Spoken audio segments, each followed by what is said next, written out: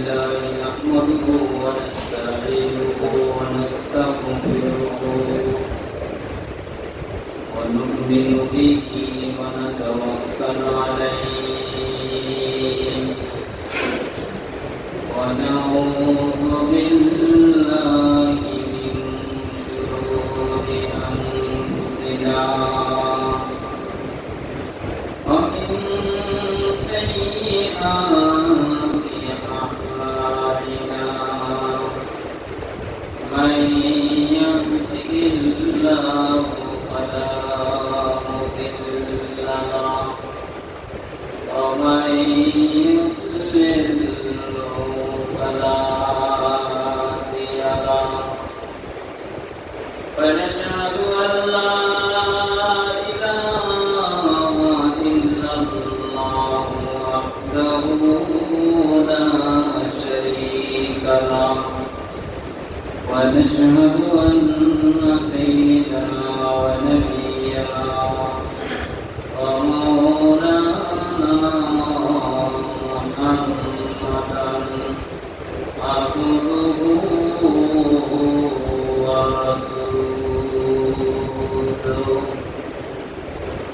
وقال تعالى في كلامه المجيد وما أرسلناك إلا رحمة للعالمين وقال تعالى في شان حبيبه إن الله ملائكته يصلون على النبي يا أيها الذين آمنوا صلوا عليه وسلموا تسليما اللهم صل على محمد وعلى آل محمد كما صليت على إبراهيم وعلى آل إبراهيم إنك حميد مجيد اللهم بارك على محمد وعلى آل محمد كما باركت على إبراهيم وعلى آل إبراهيم إنك حميد مجيد আলহামদুলিল্লাহ দিনটি ইসলাম প্রিয় সম্মানিত দাওয়াত জামাতা দেগান রাজান ইসলাম সামনে উপবিষ্ট একটা তরুণ ছাত্র কাফেলা তরুণ যুবক বন্ধুগণ বাবার সমবয়সী বৃদ্ধ রমাজিয়া পর্দা ও অন্তরালে সম্মানিত মা বোনেরা সেই রব্বুল আলামিনের দরবারে দয়াকর মেহেরবান মাহবুব আল্লাহ রব্বুল আলামিনের দরবারে কৃতজ্ঞ হচ্ছি শুকর পূজা করছি যে আল্লাহ রব্বুল আলামিন আমাদেরকে আল্লাহ রব্বুল আলামিনের জিকির করার জন্য আজকে এই জুমা পূর্ব সংক্ষিপ্ত অধিবেশনে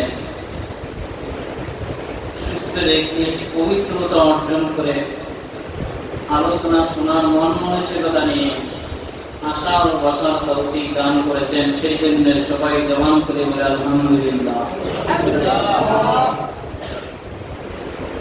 তো গত সপ্তাহে বলেছিলাম রবিউল আউয়াল মাস আমাদের থেকে 12 রবিউল আউয়াল তারিখ চলে গিয়েছিল, যেহেতু আমি ধারাবাহিক আলোচনা করতেছিলাম এই জন্য আজকে বলবো। হ্যাঁ, তো 12 রবিউল আউয়াল রবিউল আউয়াল মাসে ঈদে মিলাদুন নবী, ঈদে মিলাদুন নবী। ঈদ শব্দের অর্থ হলো, আমার সাথে আজকে কথা বলতে হবে, আজকে আলোচনা আমার সাথে কথা বলতে বুঝবেন না। হ্যাঁ, আমার জবাব দিতে হবে। ঈদ শব্দের অর্থ আনন্দ। ঈদ শব্দের অর্থ কি? আনন্দ। মিলাদ অর্থ জন্ম, নবী অর্থ নবী।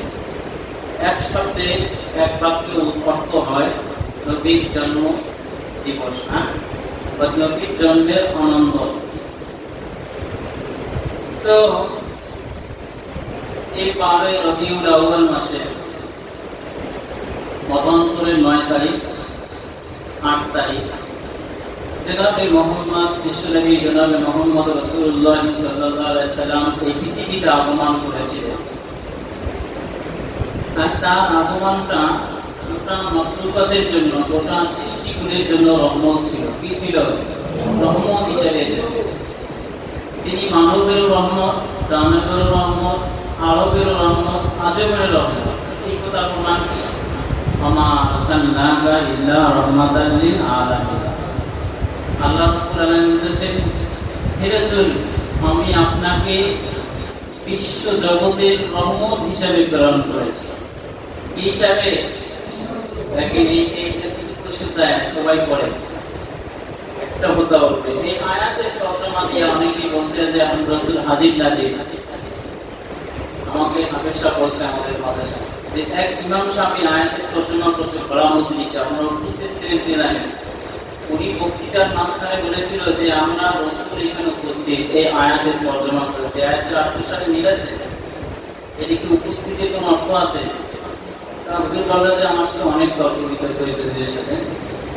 উনি বলে তাফসীর তো অনেক তর্ক বিতর্ক বলছিলেন, তো উপস্থিতির কোনো অর্থ নেই, মানে স্পষ্ট বোঝাচ্ছে রহমত। এখানে আমি সাধারণ লোক তো বোঝেন রহমত অর্থে কি? তাহলে উনি সাধারণ মানুষের ধোকা দিয়ে বোকা বানাইছে না। উনি মনে করছে যে আমার সাথে আর এখানে কেউ নেই, আমি এইভাবে মানে তর্জমা করছি, অনুবাদ করলাম। তার আমার বিস্তারিত বললো এই আয়াতের তর্জমা এই দিক নামাজ পড়ে। হ্যাঁ, সেটা সংগ্রাম মজলিসে বুঝাইতেছিল বলে এই আয়াত করে বলতেছিল যে রাসূল এখানে উপস্থিত, কিন্তু এখানে এই আয়াতের সাথে অর্থ কোনো সম্পর্ক নাই। আছে? কবির ভাষায় বলতেছেন, সদমজুদাস রহমাতাল লিল আলামিন মসজিদে ও সুবহানাল্লাহ জমিন। সদমজুদাস রহমাতাল লিল আলামিন মসজিদে ও সুবহানাল্লাহ জমিন। কবি বলতেছেন যে রাসূল সাল্লাল্লাহু আলাইহি ওয়াসাল্লামের পৃথিবীতে আগমনের অস্তিত্ব বিশ্ব জগতের জন্য রহমত ছিল। তারপরে অংশ বলতেছেন সুদজুদাস, তারপরে সুদহামারা জমিন, মানে পুরো পৃথিবীকে তার জন্য কি করে দেওয়া হয়েছে? মসজিদ বানিয়ে দেওয়া হয়েছে। কেন?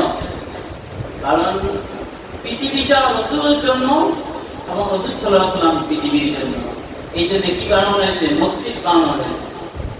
আমাদের সময় কম, আমরা আজকে প্রশ্ন করে থাকি, আমরা অনেক সময় জিজ্ঞাসা করি, একটা প্রশ্ন করি, আমাদের নিজের যে আমার মনের চাহিদা এইটাকে জানার জন্য হুজুরকে প্রশ্ন করি। যেমন কেউ মিলাদুন নবীর পক্ষে, এই লোক করে কি পক্ষের লোককে তার কাছে যে জিজ্ঞাসা করে, কারণ তার কাছে গেলে তো প্রমাণ পাওয়া যাবে, রেফারেন্স পাওয়া যাবে। কথা সে তারই ভক্ত, তাহিরির কাছে গিয়ে এই কথা জিজ্ঞাসা করে, কারণ ওর কাছে দলিল পাবে। কিন্তু আমাদের জানার উদ্দেশ্য থাকে এই জন্য এক সময় কয়েকজন আমরা তো জেনারেল শিক্ষিত, আমরা তো জেনারেল মানুষ।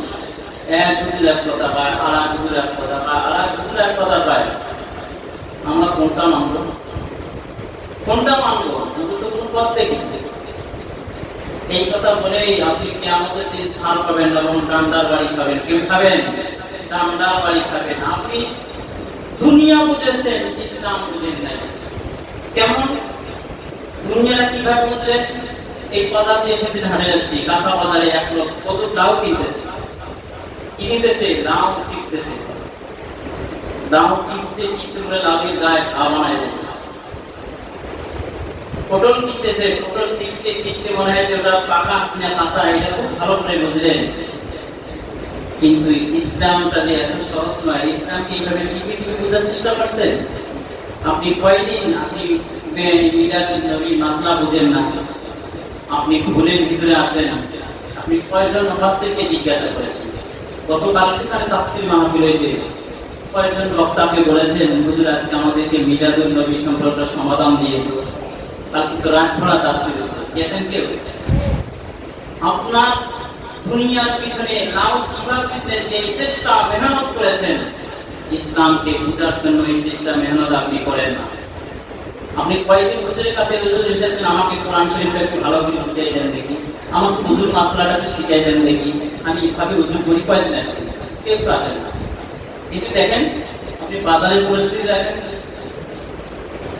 এই কথাকে ছাড় পাওয়া যাবে না। কারণ আল্লাহ পাকের রাসূল বলেছেন, ফাইন্নাহু মাইয়াইশ মিন বাদি মিনকুম বাদি, ফাইন্নাহু ইয়াইশ মিনকুম বাদি, আমার পরে যারা পৃথিবীতে বসবাস করবে, তাসাইয়ারা ইখতিলাফান কাসীরা, তোমরা দেখবে এক এক হুজুর এক এক কথা বলবে, এক এক হুজুর এক এক কথা বলবে। এটা বলাটা স্বাভাবিক, এটা বলাটা স্বাভাবিক, হতেই পারে। কিন্তু আপনাকে তো একটা মেধা দিয়েছিল কথা। আপনি দেখেন, আপনাদেরকে একটা এক্সাম্পল বলি, তেলের দোকানে, মুদি দোকান থেকে আপনার তেল খান, সেখানে বোতলজাত বিভিন্ন তেল আছে, ফ্রেশ আছে, তিল মাখা তেল আছে, ফ্যামিলি আছে, আছে কিনা? মিথ্যা কথা বললেন, কথা বলেন, আছে কিনা? শুধু তেলের গায়ে কি, বোতলের গায়ে যে সিল দেওয়া আছে, সিলের গায়ে কি লেখা আছে যে আমার তেলটা 100% খাঁটি নয়, বরং 98% খাঁটি লেখা আছে?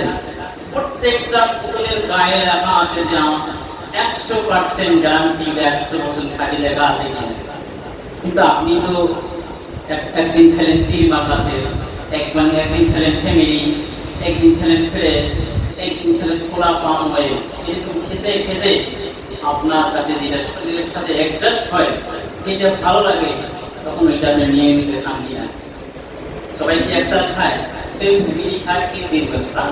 সে একদিন খাইতে খাইতে যেটা তার স্বাস্থ্যের সাথে, বডির সাথে ফিটিং হয়েছে, সেইটাই সে কেমন করে বুঝলেন? সব তেলের গায়ে তো 100% খাঁটি লেখা ছিল, এটা কেমন করে বুঝলেন?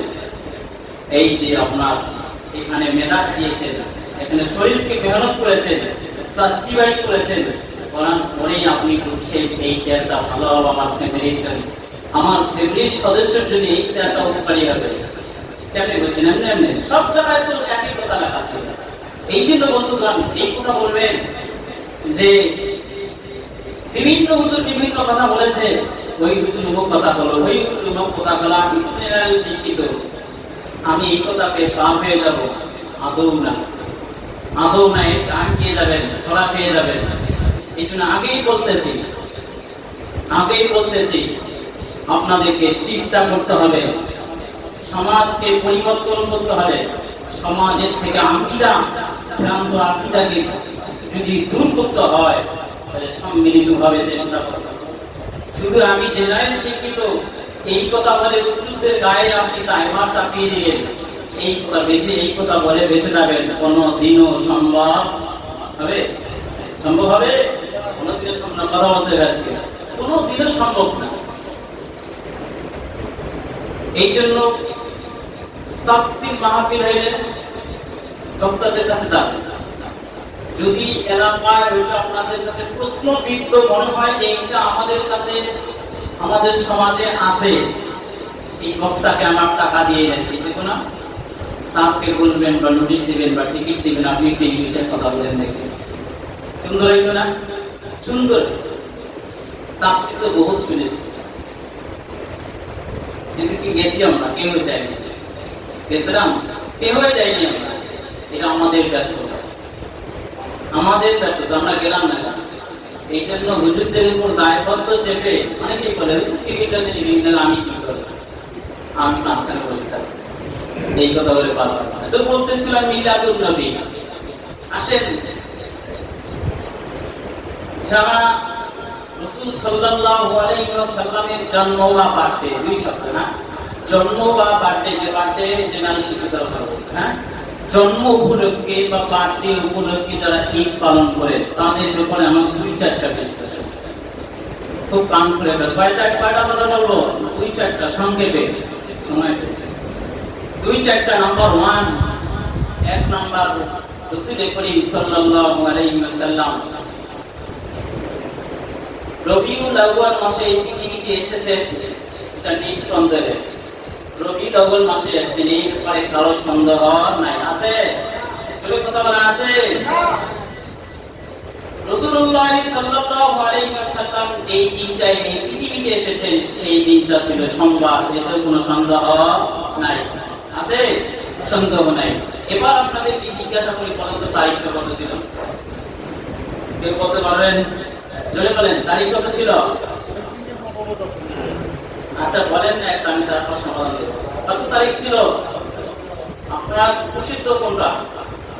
কেউ জানেন না? আপনাদের এই মিটাতে আমি যেভাবে ছিলাম এই এলাকায়, আমি এখানে দেশে ওয়াজ করার বহুত কিছু হচ্ছে, কথা তো মিথ্যা না। ছিল না, দেখলাম পূর্ণও যাচ্ছে, মিথ্যা প্যাকেট ভরে ভরে পূর্ণ যাচ্ছে। 12 তারিখ কিসের? আমরা সদস্য পালন করি কয় তারিখ? 12 তারিখ। এবার আসেন, সত্যিকার অর্থে মহাকিক হযরত উলামায়ে কেরাম লিখেছেন, ঐতিহাসিকভাবে লিখেছেন, রাসূলের জন্মের তারিখটা ছিল 1/2। কত ছিল? কথা বলেন। 1/2 কত বলেন না? 1/2 কত? 1/2। এইটা পৃথিবীর সবচেয়ে বড় বড় কিতাবগুলিতে লেখা আছে, কিন্তু সময়ের পরিবর্তনে চলতে চলতে অবলিকটা কাটা পড়ে। অবলিক বুঝতেছেন? অবলিক মানে মাঝখানটা টান দেয়, হ্যাঁ, কোনার কাছে। এই অবলিকটা কাটা পড়ে হয়ে গেছে কত? 12। কত হয়েছে? 12। এইটা আপনি ঐতিহাসিক আলেমদের লেখা, আমি কিন্তু ঐতিহাসিক শব্দ ব্যবহার করছি, এই কথা অনেক ব্যাখ্যা আছে ঐতিহাসিক শব্দ, বুঝার চেষ্টা করুন। ঐতিহাসিক আলেমদের লেখা বই পড়লে আপনি দেখতে পাবেন অবলিকটা কাটা পড়ে কত হয়েছে?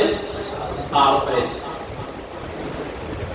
কিন্তু রাসূলুল্লাহ সাল্লাল্লাহু আলাইহি ওয়াসাল্লামের জন্মের তারিখের ব্যাপারে মুখতালাফ মাসালা। কি মাসালা? মুখতালাফ শব্দটি বিরোধপূর্ণ, মতবিরোধপূর্ণ। কেউ বলেছেন 7, কেউ বলেছেন 8, কেউ 9, কেউ 10, কেউ 12, কেউ 3, কেউ 4 না 3, কেউ 2, কেউ বলেছেন 1/2। কত? তার মানে বোঝা গেল এটা মতবিরোধপূর্ণ মাসালা। যেহেতু রাসূল সাল্লাল্লাহু আলাইহি ওয়াসাল্লামের জন্মের তারিখ কোনটা নিশ্চিতভাবে আমরা জানতে পেরেছি, সেই আলেমের কাছে শুনবেন, বেশি থেকে বেশি এতটুকু বলতে পারে সর্বসম্মতিক্রমে, এই শব্দটুকু ব্যবহার করবে, সবগুলাকে একত্রিত করে যখন বিভিন্ন ইখতিলাফপূর্ণ মাসআলা গঠন করে, করে না? এই কোড গঠন করে একটা তারিখ দিয়েছে, যে সম্ভাব্য তারিখ 12 রবিউল আউয়াল। এইটা দিতে পারি। তা পূজা গেল রাসূল সাল্লাল্লাহু আলাইহি ওয়াসাল্লামের জন্মের তারিখ, এটা মতবিরোধ করলাম। যেহেতু নিশ্চিতভাবে রাসূলের জন্ম তারিখ কোনটা আমরা জানতে পারতেছি না, এই জন্য ওই দিনকে লক্ষ্য করে আমাদের কোন ইবাদত করার সুযোগ আছে? জোরে বলে মনে আছে? নাই। কারণ আমি তো বলতেই পারি না 12 তারিখ রাসূল সাল্লাল্লাহু আলাইহি ওয়াসাল্লামের জন্ম হয়েছে কিনা। আমি একটা দিন নিশ্চিত হওয়ার পরে আমার আজকে পারতে, আমি আজকে কয় তারিখ? আজকে 20 তারিখ। আমার জন্মগ্রহণ করছে আমি জানি, আমার ফ্যামিলি জানে 20 তারিখ। এই হিসেবে বাক্যে তো আমি পালন করতে পারি নিশ্চিতভাবে। কিন্তু রাসূল সাল্লাল্লাহু আলাইহি ওয়াসাল্লাম 12 তারিখ জন্মগ্রহণ করেছেন 12 রবিউল আউয়াল, এটা তো নিশ্চিতভাবে আমরা জানি না। তাহলে কিভাবে আপনি এই বার্থডে বা জন্মদিবস পালন করবেন?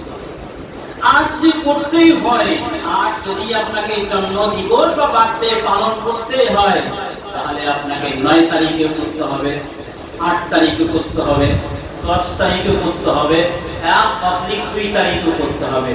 কথা বুঝতে পারছেন? কারণ আমি তো জানি না যে 12 রবিউল আউয়াল ভাবে রবিউল আউয়ালে সে জন্মগ্রহণ করছে কিনা, নিশ্চিত আমি জানি না। যেহেতু আমি সন্দিহান কোন দিন হবে, এই দিন আমি পালন যদি করতে হয়, তাহলে আপনাকে কতদিনে যেটা তারিখ বলেছি সব তারিখে আপনাকে মিলাদ মাহফিলের আয়োজন করতে হবে। আপনি একদিন করে পাশ নিয়ে গেলেন, ওই দিন তো রাসূল জন্ম না পালন করতে হবে। হ্যাঁ,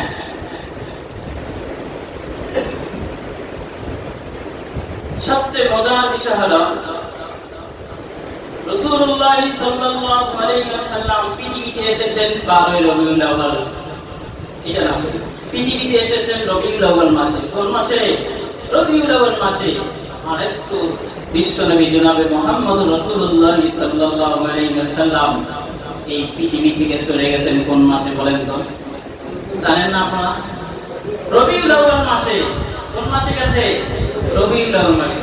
রবিউল আউয়াল মাসে জন্মগ্রহণ করছে এবং রবিউল আউয়াল মাসে এই পৃথিবী থেকে চলে গেছে। এইবার আপনাদেরকে জিজ্ঞাসা করে বলেন তারিখটা কত ছিল?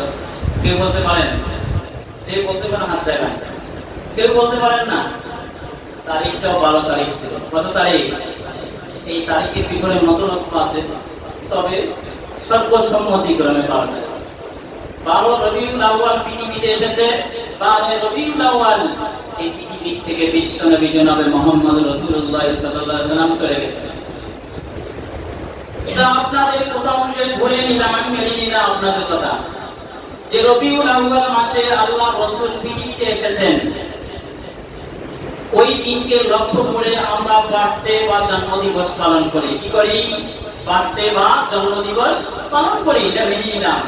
কিন্তু রবিউল আউয়াল 12 রবিউল আউয়াল রাসূলুল্লাহ সাল্লাল্লাহু আলাইহি ওয়াসাল্লাম এই পৃথিবী থেকে চলে গেছেন, তাও তো আমরা করি। আপনারা তো না জানেন, কিন্তু যারা এটা নিয়ে পালন করে তারা এটা জানে, জানে কি না?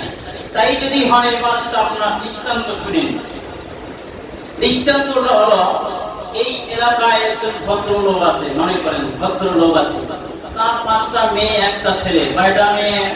5টা মেয়ে একটা মাত্র ছেলে। একটা ছেলেকে লেখাপড়া শিখাইতে তার বাড়ি জমি জায়গা সব বিক্রি করেছে। ছেলেটা আবার রেডিওর, তার প্রাইমারি থেকে শুরু করে হাই স্কুল থেকে শুরু করে কলেজ ইউনিভার্সিটি টোটাল লাইফে সে বোর্ড স্থান করেছে। কি করেছে? বোর্ড স্থান করেছে। তার বাংলাদেশের লেখাপড়া শেষ, এখন সব জমি জায়গা শেষ, কিন্তু ঘর বাড়ি দেখে নেবে যে বিটা বাড়িটা আছে।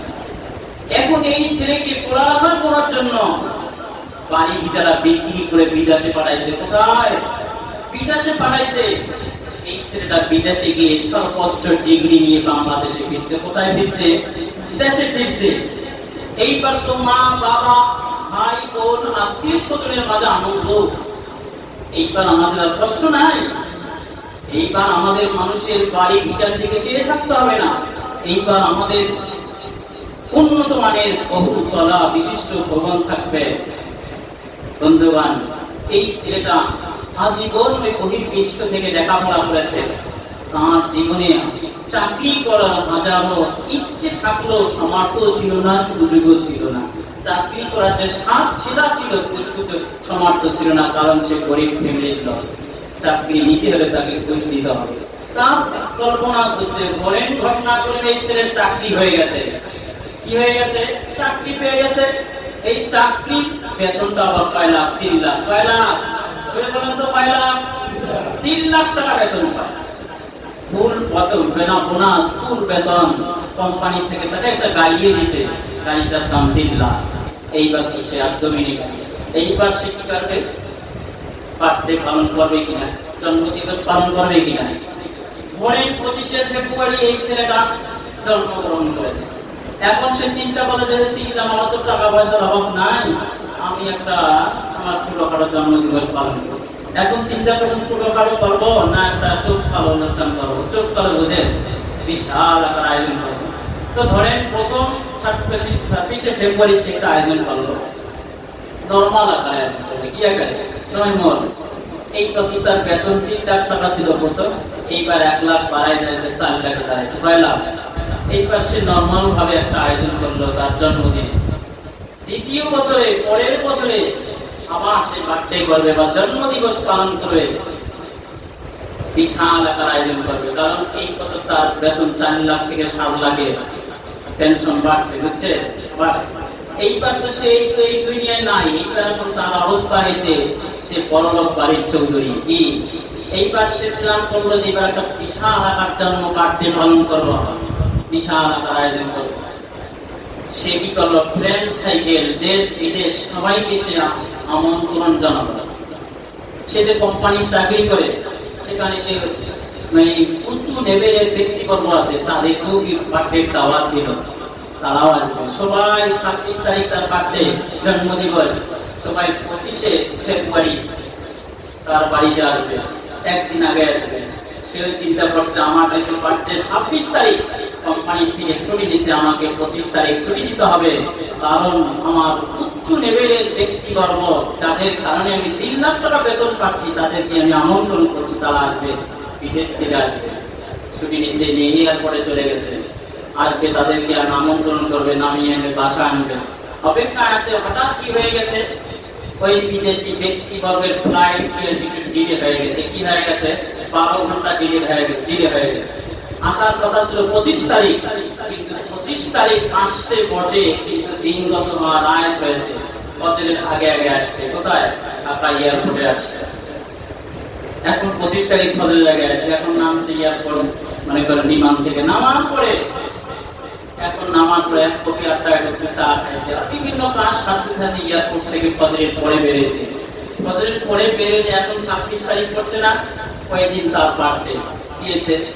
এইবার বাসায় এসে ফোন দিচ্ছে, টোটাল আয়োজন কমপ্লিট করো, আমার এই মেহমান বেশি দিন থাকবে না, তাড়াতাড়ি চলে যাবে। 6-7 ঘন্টা থাকবে। কয় ঘন্টা? 6-7 ঘন্টা। বাসায় যাচ্ছে আর ফোন দিচ্ছে, টোটাল আয়োজন তাড়াতাড়ি কমপ্লিট করো। ভালো করে খেয়াল করেন, যাচ্ছে আর ফোন দিচ্ছে, দুপুর বেলা হঠাৎ করে রোডে গাড়ির সাথে মুখোমুখি হয়ে স্পটে ডেট হয়ে গেছে। কোন তারিখে? 26 তারিখে ডেট হয়ে গেছে। এইবার কথার উত্তর দেবেন, এই দিন তার বার্থডে, একটা নতুন কেক আয়োজন করা হয়েছে, বিশাল মাছ তার জন্য আস্তা মাছ রান্না করা হয়েছে, গোস্তের আয়োজন করা হয়েছে। বলেন তো 26 তারিখ বার্থডে, কিন্তু সে আজকে মৃত্যুবরণ করেছে। আজকে কি তার বার্থডে হবে নাকি শোক প্রকাশ হবে? কথার উত্তর দেন আমার। কি হবে এই দিনটা? কি প্রকাশ হবে? শোক প্রকাশ হবে। কাপন দাপনে মানুষ ব্যস্ত থাকবে, তার সেই বড় আস্তা মুরগি বিড়াল বিচ্ছন্ন করবে, পাখিতে খাবে, কুকুরে খাবে, শোকের কারণে মানুষ ওই দিকে তাকাবে। ধরলাম ওই বছর সে ওই দিন বার্থডে সে অ্যাক্সিডেন্ট করে মারা গেছে। 1 বছর পেরিয়ে আবার কি আসছে? 26শে ফেব্রুয়ারি আসছে। কি আসছে? 26শে ফেব্রুয়ারি। বলেন তো এই দিন তো তার কাপন দাপনের ঝামেলা নাই, আছে? কারণ 1 বছর অতিক্রম হয়ে গেছে। এই বছর বার্থডে হবে না তার মৃত্যু বার্ষিকী হবে? বুঝে কথা উত্তর দেন, কোনটা হবে? চিৎকার করে বলেন। কি বার্ষিকী হবে? মৃত্যু বার্ষিকী হবে। কারণ 26শে ফেব্রুয়ারি তার জন্ম বার্ষিকী পড়ে, কিন্তু 30 বছর পেরিয়ে ওই 26শে ফেব্রুয়ারি পরিণত হয়েছে মৃত্যু বার্ষিকী। এইবার আমার বন্ধুগণকে জিজ্ঞাসা করি, যারা এই রাসূলকে 12 রবিউল আউয়াল উপলক্ষে কেন্দ্র করে নাচানাচি, রেলি, মহিলা পুরুষ সহ একসাথে নাচানাচি, রেলি দেওয়া, বুক ফাটিয়ে ঘোড়াগাড়িতে লাফালাফি করে, বলুন তো আশেক যদি প্রকৃত রাসূল প্রেমিক হয়, যেই দিন রাসূল মৃত্যুবরণ করেছেন সেই দিনে কেউ আনন্দ করতে পারে? আপনার ছেলে মনে করেন আজকে মারা গেছে, দিন ঘুরি আবার এই দিন আসছে, আপনি যদি হাসি জবাই করে আনন্দ করেন, তাহলে বোঝা যাবে আপনার ছেলে হতে পারে, ছেলের যে মায়া মমতা যেটা আপনার অন্তরের ভিতর থাকা দরকার সেটা আপনার ভিতর নাই, অনুপস্থিত। আপনি যদি প্রকৃত রাসূলের ভক্ত হয়ে থাকেন, আশিকে রাসূল হয়ে থাকেন, তাহলে আপনি কোনোদিন রাসূলের মৃত্যু বার্ষিকীতে কেক কাটতে পারেন না, কুরবানি নিয়ে আনন্দ করতে পারেন না, পারেন? হাসাহাসি করতে পারেন? রাস্তায় র্যালি নামাইতে পারেন? কোনোদিনও না, সম্ভব না। আসল এইগুলো এলাকা থেকে আমরা দূরীভূত করি, সম্মিলিতভাবে দূর করি। এককভাবে আমি এককভাবে কইলে আমার সবাই করবে। আমি যদি হকপতিও হয়, আমার যদি 10 জন এটা করে, আমার মত চেঞ্জ করতে বাধ্য আমি। আমাকে সাহস দিতে হবে। 10-এর লাঠি, হ্যাঁ কথা আছে না, এই যে সম্মিলিতভাবে আমার কথা যদি অবস্থভাবে এই আলোচনাটা করছি, আমি ছোটখাটো মানুষ, হামলা গলায় কথা বলছি, যদি অবাস্তব হয় এই জিনিসটা নিয়ে তাহকিক করে, তো সমাজ থেকে এগুলাকে দুর্বৃত্ত করে। এত মসজিদ এই এলাকায়, মসজিদের অভাব আছে, ডানে বামে মসজিদ, দেখলো মসজিদ, একজন ইমাম সাহেব দেখলাম না যে এই ব্যাপারে আলোচনা করতে। আমি ওইখানে এক জায়গায় নামাজ পড়ি, ওইখানে একটু সঙ্গীত বলছে, আমি বলছি কি এরকম কি আলোচনা হয়েছে কত দূর? না হুজুর এমন বলেন। এইদিকে মাইকের আওয়াজ শুনলাম, এইদিকে সেই জন্মের উহুদের যুদ্ধের দান্নান মোবারকের শহীদের কাহিনী সেই রসুলের এই দিন বয়ান করতেছে, মুখ ফাটিয়ে আবার জোরে বলছে আল্লাহু আকবার। কিন্তু আসল জিনিস যেটা সেটা মানুষের কাছে তুলে ধরলো না, মানুষ ভুলের ভিতর থেকে গেল। এর জন্য দায়ভার কে নেবে? তবে এই কথা বলে এড়িয়ে যাবেন না, আপনাদেরকে চেষ্টা করতে হবে। আমি বললাম না, তাফসীর মাহফিল, সুরতিয়া মাহফিল বহুত শুনেছি। মাহফিল করা হয় মানুষের জনস্বার্থে উপকারের জন্য, একটু বন্ধ করে দেবেন। জনসাধারণের স্বার্থের জন্য টাকা পয়সা বিভিন্ন কিছু খরচ করে এত আয়োজন করা হয়। আমাদের যদি এলাকার ভিতরে ভ্রান্ত জিনিস আমরা যদি ভুলের ভিতরে থেকে গেলাম, তাহলে এই তাফসীর মাহফিল দিয়ে কোনো 5 পয়সাও দাম নেই। কারণ আপনি ভুলের ভিতরে থাকলেন, আপনার ঈমান শুদ্ধ না, আপনার ঈমান অশুদ্ধ থেকে গেল, আপনি ভ্রান্ত আকীদার ভিতরে ভ্রান্ত আকীদা হয়ে গেছে। মাঝখান থেকে বিশাল আয়োজনের টাকা আপনার কাছ থেকে চলে গেছে, বিশাল আয়োজন চলে গেছে, মাঝখানে ফলাফল জিরো। যে আসল তাফসীর মাহফিল হবে সেটাকে বিষয়বস্তুমূলক করতে হবে, বিষয়বস্তুমূলক করতে হবে। সেটাকে আলোচনা হতে হবে, সমাজে কিটা সমস্যা কোনটা সেটা মানুষের মাঝে তুলে ধরতে হবে। আমি আজকে আপনাদের সামনে শিশু দিয়ে বয়ান করলে রসুলের সেই গলা মোবারক, দান্দা মোবারক, শহীদের কাহিনী বহু আছে, বলা যায় না, বলাটা স্বাভাবিক, কিন্তু তার কোনো লাভ নেই। এই জন্য আল্লাহ তাআলা আমাদেরকে আমল করার তৌফিক দান করেন। যদি আমার অনুরোধ সংঘবদ্ধভাবে, আমার কথা যদি সন্দেহ হয়, আমি তো কথা বলছি, বোঝানো খারাপ বলছি, আমি তো বুঝিয়ে বললাম, যদি কারো সন্দেহ হয় যে না হুজুরের কথা ভুল, তা হতেই পারে, আমার যদি কারো ভক্তি না থাকে আমি আদালত দরবেশ হতে পারি, সে কোনো দিন আমার কথা না। ভক্তি এক জিনিস, ভক্তি যখনই থাকবে তখনই কথাটা ভুল হলেও মানতে চাই, তখন হয় অন্ধভক্ত। কি ভক্ত? ও ভুল করলে সেটা মানতে চাই। এই জন্য সঠিক বেঠিক যাচাই করি, সমাজ থেকে ভ্রান্ত জিনিসগুলি দূর করি। ভুলে যাওয়ার দিন শেষ।